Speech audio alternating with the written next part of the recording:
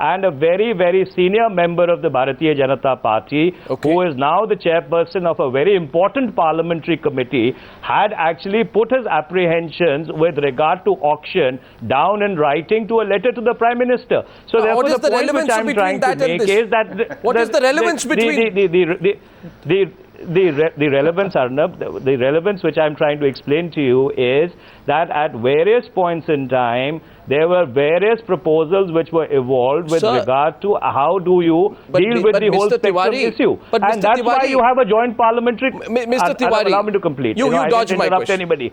Allow me to complete. Allow me to complete. No, I didn't dodge your question. The question is, and that is why you have a joint parliamentary committee today, which is exactly looking into this issue, that how was spectrum dealt with between 1998 and 2009. So therefore, if there were alternative proposals, why were those alternative proposals not followed, or why were they not implemented? But Manish, you know, in fact, the jury is really out on all this. But Manish, I want to one sec. For me to give a definitive answer, Manish, at this you have stage, given on a particular note, you have given. I think you can if you want. You know that you can if you want. Give me a definitive answer tonight. But you are not giving me... Well, there is no definitive answer. The question is this, Manish. I am going purely by documents tonight, Manish. This letter, of which I am sure you have seen even before Times Now got it, because you are a JPC member, says that the outlines of the above suggestions may be forwarded to him, that is the Secretary DOT, for consideration on the basis of individual consultations with the main players and the TRAI. I assume Mr. Raja is the main player. This 6 January 2008. But on the 11th, I want to quote again this part where it is, where I think somebody in the Prime Minister's office quoting the Prime Minister says, the PM says that the DOT has issued licenses today. That may be taken into account and the issues accordingly modified and submitted to him, please. So therefore, you see, there is a certain thought process as to how to deal with the entire spectrum issue, you know, which is going on in different parts of government, and that is why, coming back to the point which Jay Panda very rhetorically was trying to dismiss about the harmonization, because you had different stakeholders, you know, who had different opinions about this issue. So before you go before a parliamentary committee or before you go before, a constitutional body, you try and evolve a harmonized position. But Manish, so therefore to say that a particular proposal, why it was not implemented on a particular date, I think is a bit of a stretch, because ultimately you need to realize that what happened between the 2nd of November 2007 but this is Manish. And the 10th of January 2008 was really a continuation of a policy which had been put in place by the NDA. But this is, Manish, it's like walking into a restaurant and choosing a Chinese meal, and then somebody else coming and telling you are going to have Indian cuisine, and then saying, okay, we have to have Indian cuisine, can we change the menu we looked at first in the first place? So why a modification? I want to get Jay Panda. Jay Panda wants to respond to you. Jay is responding to Manish tonight. Manish has put up a fairly decent argument. Jay. No, you see, first of all, I sympathize with Manish's position, because as you rightly pointed out, on the one hand, he's the spokesperson of his party. On the other hand, as a member of the JPC, he's not supposed to actually disclose in public what has been discussed. But let me very humbly disagree with 2 points that he's made. One was the comparison to the late 90s and 2001 policy. Let me just point out that the situation in the late 90s and 2001 was very different, when relatively few Indians had cell phones and the prices were very high, and a different kind of policy was required to encourage the industry. But by 2008, many hundreds of millions of Indians had cell phones. Even very poor Aam Aadmi had cell phones, and the prices had come down. So there was no need to really have the same kind of policy. That's a different issue. But I think finally the question comes down to that, you know, if you are going to be defending the kind of decisions that were taken over the last 2 or 3 years, then you first need to answer why former cabinet ministers and important people are in jail. Yeah, no, but on this one point, why do you modify the issues depending on what Raja has done? That's the moot point. Why modify? Why post facto modify the government correspondence in a way to suit Raja's decision? 1 minute. This correspondence is now out. It is now known that the Prime Minister's office, top officials, PMO, were working on an alternative proposal. Mohammed Salim wanted to come in. Siddharth, before you. Mr. Salim. one thing, now Minister says that before going to the parliamentary committee, the government should have a common approach. Well, fair enough. So if the Prime Minister take the initiative to bring all these stakeholders together so that a unified position is taken, why they could not do it during the 2007-8 period before the license was awarded? This was the task of the Prime Minister's office, Finance Ministry and other elements. Secondly, now when the Prime Minister knew these things is happening, PM was on the job for the alternative policies, so why it was not focused and why it was not pressed? The question is, Manish, the authority of the Prime Minister that was diluted. Question is, Manish, diluted. Again, and question thirdly, is, no, second point, I want a response. Second point, that Mohammad Salim is saying that Prime Minister's office knew that the government, it's not like Raja did something like a bolt from the blue. The PMO knew, PMO was working on alternative proposal.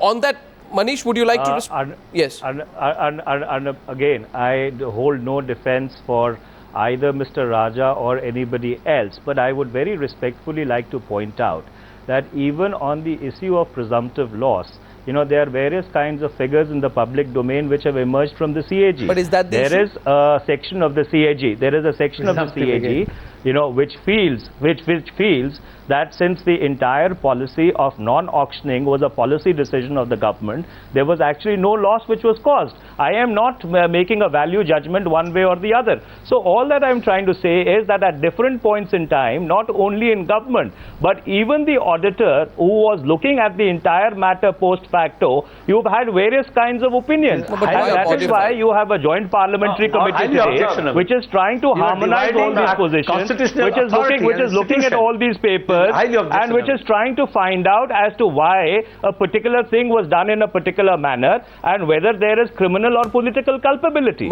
So therefore, you know, the short point that I'm trying to make is that if we pick up a particular paper, or if we pick up a particular letter which has been written by somebody and we try and extrapolate a thesis on that, I think it is not really being fair, because you know, you need to look at the entire correspondence in totality. Put on record.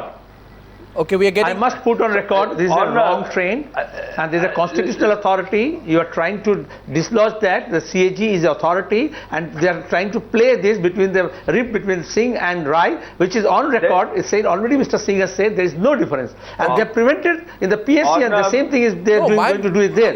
It's a political game plan. I think the issue simply is this, that the PMO was working on an alternative plan. We never knew about it. Now we know about it. Why was it not acted upon? Why was Raja not stopped?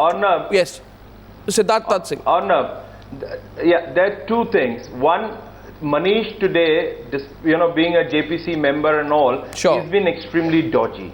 Okay, he's not answering any questions, whatever my good friend Mr. Panda would like to say to it. Second is, it's not, you know, that bringing out differences on CAG or CBI or the presumptive loss. It's the question, the fundamental question is not the number of zeros being added to this scam. The fundamental question is, which is being brought out by the expose you have done today. The expose between yesterday and today has highlighted very clearly that the Prime Minister office and the Prime Minister know about what the things were happening under the 2G Siddharth, place it out very clearly. Place it out very clearly. The Prime Minister has said the responsibility on these matters.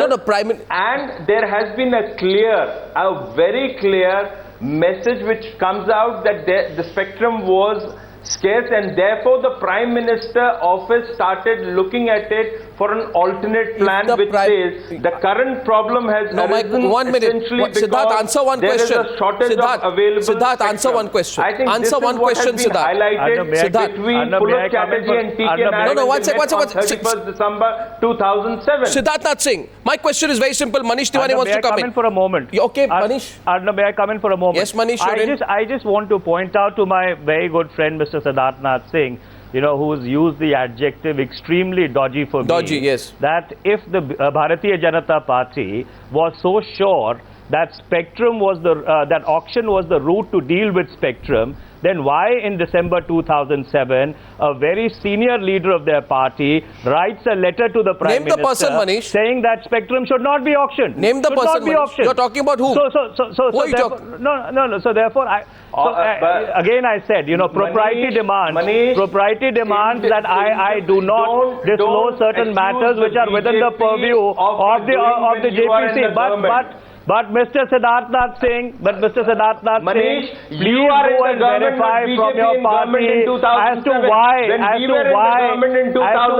the Bharatiya Janata Party was so different, why did a senior member of the BJP write a letter to the Prime Minister that there should be no auction of spectrum? Which nobody but your government in 2006, rather than sitting at windmills, changed the cabinet note and you allowed the DOT to be in charge of the spectrum pricing. So when you are in government, be responsible for your actions, and when we are in government, we are responsible for what we did, and we did it rightly in 2003 of delinking of between 1999 and 2004. Why did you auction spectrum? Gentlemen, 1 minute. Never auctioned spectrum. And in December 2007, a senior member of Parliament of your party writes to the Prime Minister saying that auction should not. Again, if you are so concerned, Manish, of listening to the BJP in 2007, but all I'm trying to point out is gentlemen, 1 minute. 1 minute. Here's a question tonight. Gentlemen, 1 minute. Siddharth, 1 minute. Please investigate the Prime Minister's office role into the 2G spectrum scam. Why don't you want to listen to us if you want to refer it to 2007, Manish? Siddharth, you're asking the Congress why it doesn't want to listen to you. Please listen to me, Siddharth. Thank you very much. My question I'm listening. I have one question for you, a confoundingly simple question I must put to you tonight. If the Prime Minister's office wanted to cover up for Raja, why were they till 4 days before Raja was giving his note, why were they trying to prepare a counter proposal? I asked this question to Jay Panda. Why they didn't act on the counter proposal is as confounding. But why were they making it in the first place? Why were their bureaucrats wasting their time making this counter proposal? Yes, Jay wants to answer that. Let me answer that. Arnav, I don't think it's any secret that throughout the length and breadth of this government, many officers and many people were aware of what was going on and were turning a blind eye, as has been famously said, because of coalition dharma. Now, I think also we have seen many examples of paperwork being generated to create plausible deniability. That is to create some distance from the bad decisions that were taken. The fact is that's no secret. Everybody knew that.